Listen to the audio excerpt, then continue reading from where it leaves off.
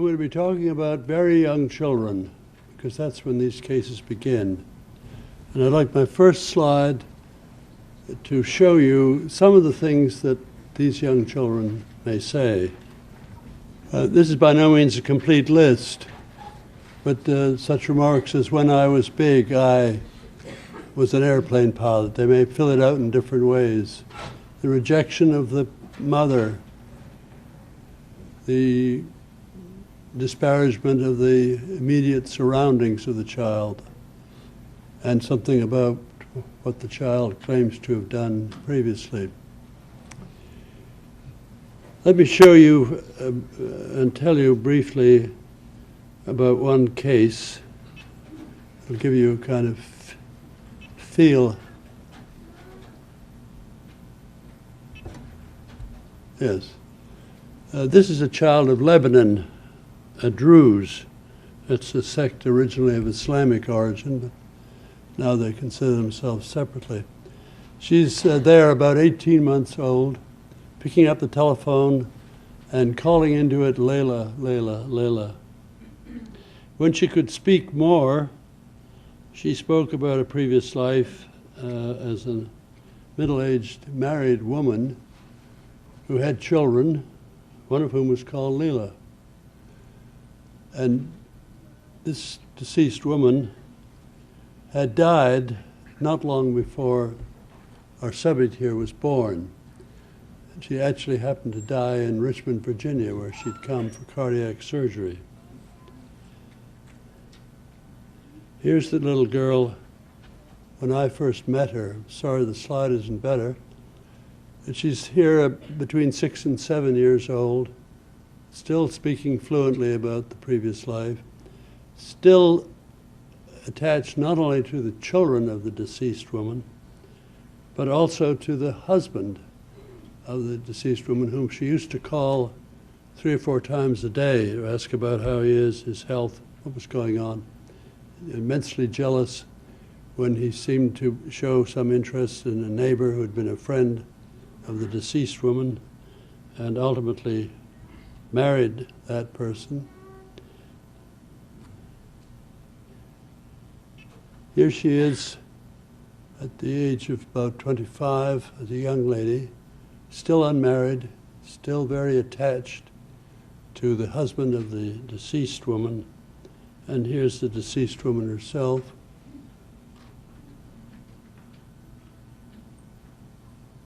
This case illustrates not only the statements that these children make, but the behavior, the unusual behavior, the involvement with the other family. And that's a point that I will be emphasizing repeatedly during my remarks.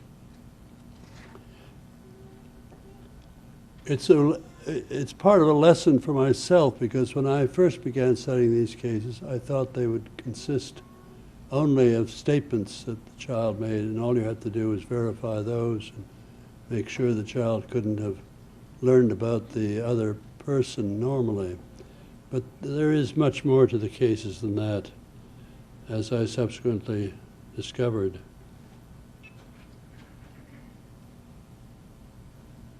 This slide outlines what one might find in a case that was fully rich with all the ingredients that we have found. Sometimes Persons involved in these cases make predictions of another life.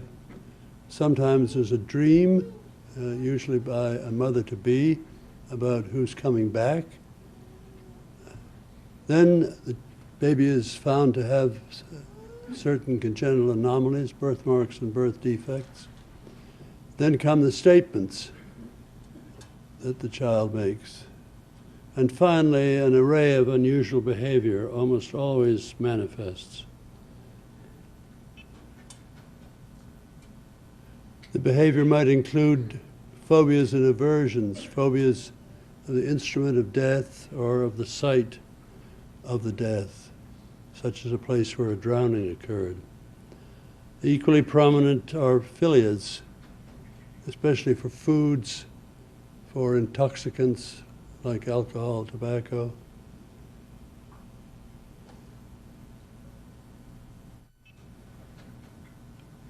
Then there are disturbances of the relationship between the child and the parent. The child wants to go to the other family often and becomes importunate about this. One child, whose case I'll mention in a little while, was so determined to go to the family where she claimed to belong that she actually fasted to the point of malnourishment and had to be admitted to a hospital. She went on a food strike. Sometimes there are unusually strong relationships that correspond to relationships between the deceased person and the person to whom the child is attracted or perhaps repelled.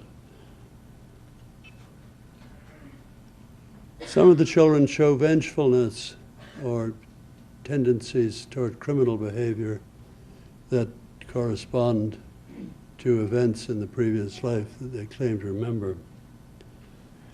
Play in childhood is common among these children, and it corresponds to the vocation, sometimes the avocation, of the deceased person. Now, where are the cases found most readily? Let me first clarify that we have no knowledge, almost no knowledge, of the real incidence of these cases. So what I'm talking about here are where we can find the cases, from what parts they're reported. And they're found most readily in Southeast Asia, especially the Ganges Valley of India and Burma, Thailand, also in Sri Lanka. They're found abundantly in West Africa and in Northwest North America among the tribes there.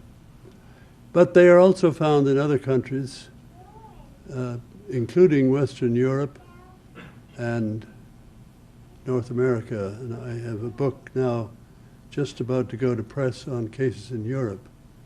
The cases in Europe, to some extent, indeed to a considerable extent, show features similar to those of the cases we've studied in Asia. Now, I want to say a few words about how we go about investigating these cases. The principal instrument of investigation is interview, but they must be interviews with qualified people, which means first-hand informants. We try to set aside second-hand informants who will often narrate something they heard or imagined themselves. We allow the informants to talk freely at first and then come in with questions about details. The interview ultimately becomes somewhat scheduled in that we have a checklist of items that we want to cover about details. The recording of the interviews is rarely done with tape recorders. Most often we make notes as the interpreter translates for us. We need interpreters in Asia. And handwritten notes enable us to record many details that might be missed in tape recording. Then printed and written documents have become of special importance in the last 15 years when we've given more attention to the cases with birthmarks and birth defects, because we've sought autopsy reports and been successful in some 65 or 70 cases in obtaining those. That consumes an immense amount of time.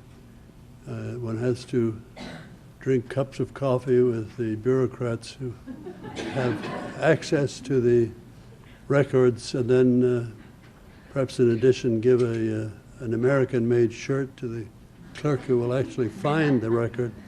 But it's all very worthwhile because an autopsy report in black and white, obviously made before the child in question was born, and in most cases we find a close correspondence between the postmortem report and the birthmarks and birth defects. But I'll come to that later. Then more recently, we have been concerned with psychological tests. These were first conducted by our colleague of Iceland, Dr. Erlendur Haraldsson, who did psychological testing among cases in Sri Lanka, comparing the subjects with other children of the same age and general background. And this kind of program is now being conducted by Dr. Tucker with American children. I'll just show you a few scenes of interviews. It's rather informal. This is a village in India. This is myself. This is the witness. We declare one area, the witness box, ask everyone else to remain silent, which they usually do, and we say that if they have something to say, we'd be glad to listen to them later. This is a scene in Burma, now Myanmar. The subject is this young man here. This is his wife, and this is myself, busy taking notes.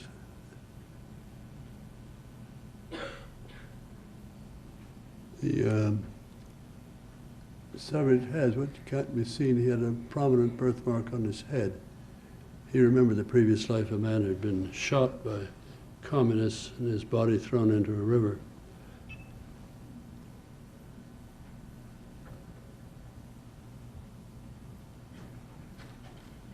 This is another scene in Burma. The subject is this young lady who remembers a previous life as a Japanese soldier and was loaded with Japanese-like traits when she was a child. She gradually became pretty well Burmified.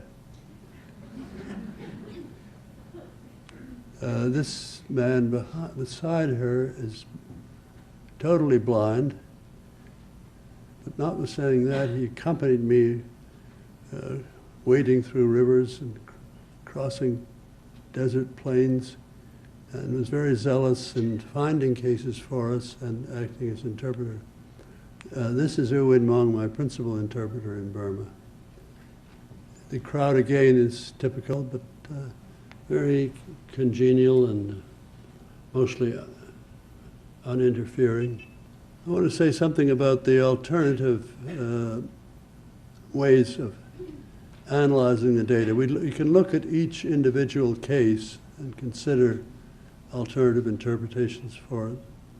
And we can also look at groups of cases. We have plenty of them now, so that for some countries, like India, we have some 400 cases, and for Burma, even more.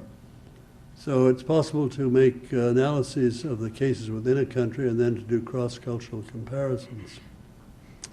And what we found is that if you look at the cases across all the cultures where we have worked, certain so-called universal features stand out as occurring in all those cases, and other features seem to be culture-bound.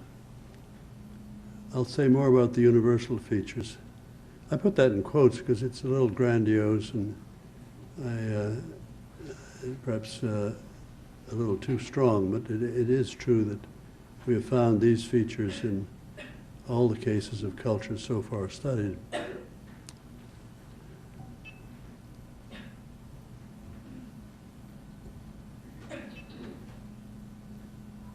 This is a list of the possible interpretations of individual cases. Fraud.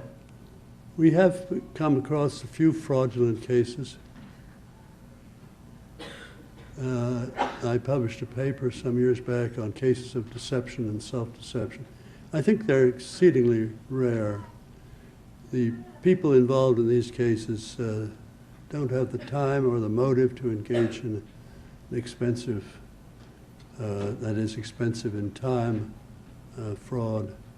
Fantasy is a problem also as a possible interpretation. Cryptomnesia, that just means that the child has somehow normally learned the information that he then expresses as memories, but he doesn't remember how he got the information. And paramnesia means that the informants have muddled their memories and given the child more credit than it deserves.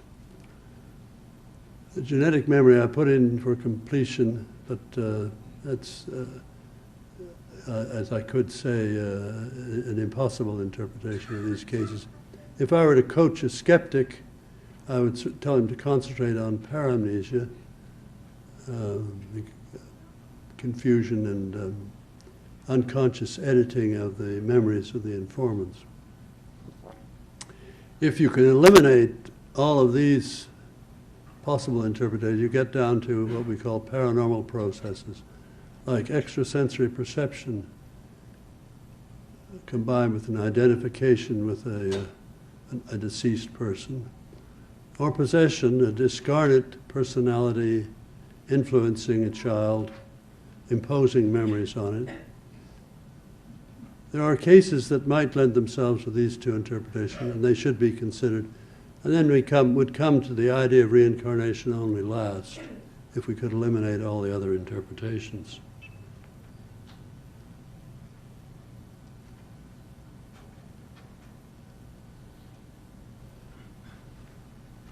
This is a kind of a summary of the ways in which we would appraise cases with regard to their strength.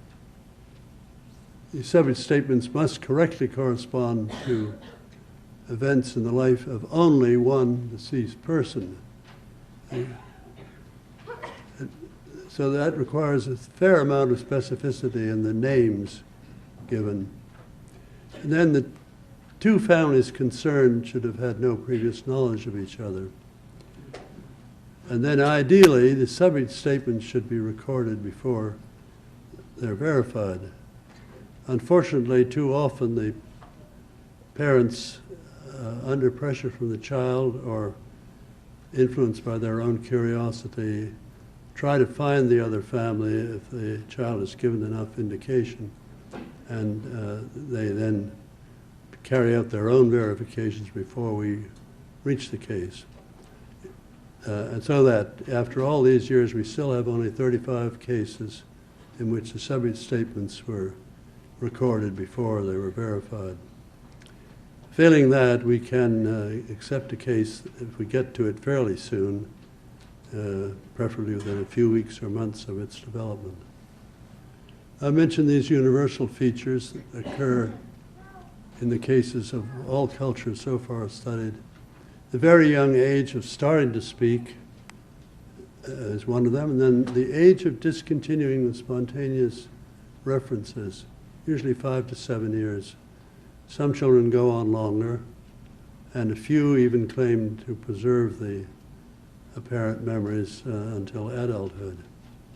A very high frequency of violent death, it's up around 60% in the deceased persons. And there's a very high frequency of mentioning the mode of death. Nearly all the children say how they died in the previous life. Then, as examples of features that are not universal, I could mention, most importantly, sex change. There are many, many cases of claimed sex change in Burma and Thailand. It's even 26% of the Burmese subjects claim to have been a person of the opposite sex in the previous life, whereas in Lebanon, it's absolutely unknown. It's also unknown among the cases of the Northwest North America. I thought for years it was unknown also in Turkey, but our colleague, Dr. Kyle, recently told me about a case of sex change type in Turkey. Now I want to come to birthmarks and birth defects and show you some examples, particularly of birthmarks. This is a photograph of a baker in south central Turkey, very peace-loving person, earning his living as a baker. We're still a little bit in touch with him, or at any rate, my colleague, Dr. Kyle, has met him. And he remembered the previous life of the person shown on the next slide. This is a photograph of a notorious bandit, Jamal Hayek, who in the 1930s was highly successful in robbing highway travelers in that part of Turkey, and he hid out in the woods and evaded the police for about 3 or 4 years until eventually his hiding place was betrayed. And after a conventional shootout with the police succeeded in setting fire to the house where he had sheltered, and he decided that he would kill himself rather than be killed, possibly tortured first and then killed by the police. So he shot himself, putting the muzzle of the gun to his chin and then setting off the trigger with his toe. The subject was born with a birthmark that the next slide will show. It's right here. I thought he had only one birthmark for quite a while.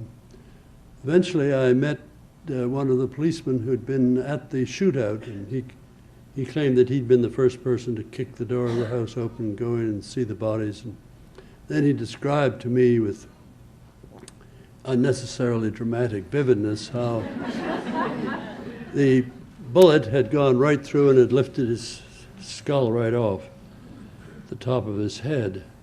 Anyway, I thought, discounting some of this drama, that this subject should have another birthmark. And so I went back to him and I said, "Do you have another birthmark?" "Oh yes," he said, and here it is. And the next slide shows the artist's reconstruction of the trajectory from here to here of this. Now, one of my ambitions is to have this man, who still lives in Antakya, taken up to Adana, the largest city where there's a medical center, and studied with MRI to see whether there is a track of defective tissue along this line. I haven't been able to do that yet, partly because the neurologist to whom I wrote in Adana never replied to my letter.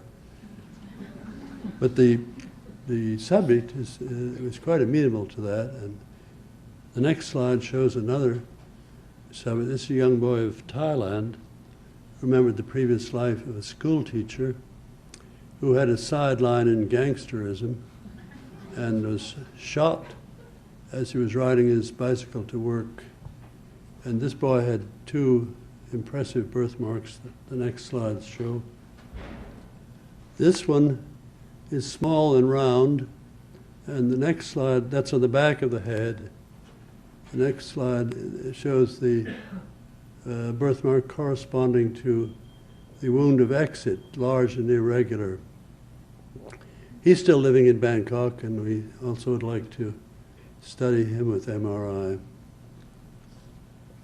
I didn't have a medical record in this case. The widow of the deceased man who was shot was our informant for the location of the bullet wounds. Next one, please. This is a young girl of India. She's the one I mentioned before who went on a food strike and would not eat unless she was taken to the town where she said she lived. They took her to another town, and she got very angry about that, said, you're lying, this isn't Kota where I belong, take me to Kota. And eventually they did, and verified her statements about having fallen from a height.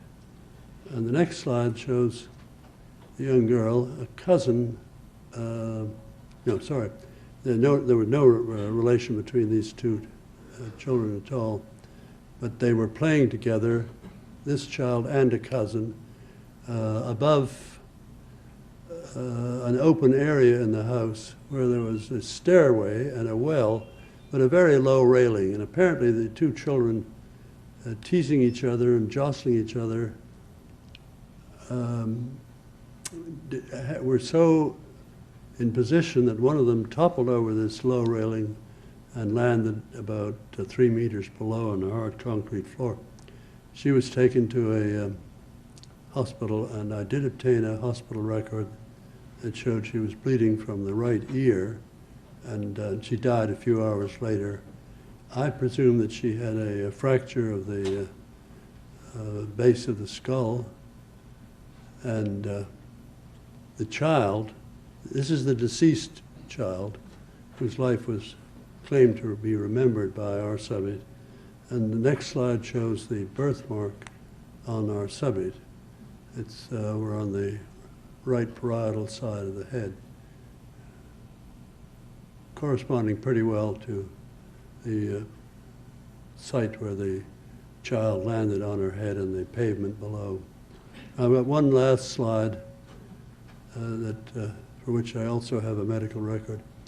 This is rather dark. The boy is here. He's now a youth of 14, I think. He's with my interpreter and his father.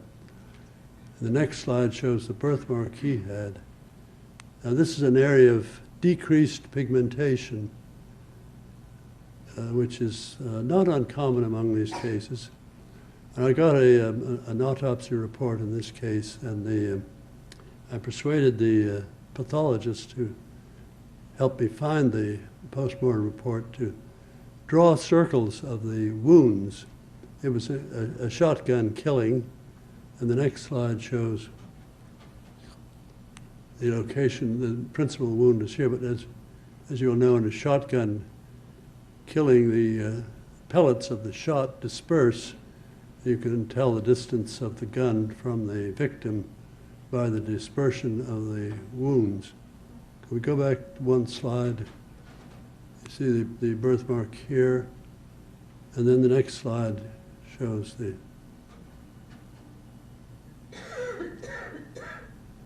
location of the wounds.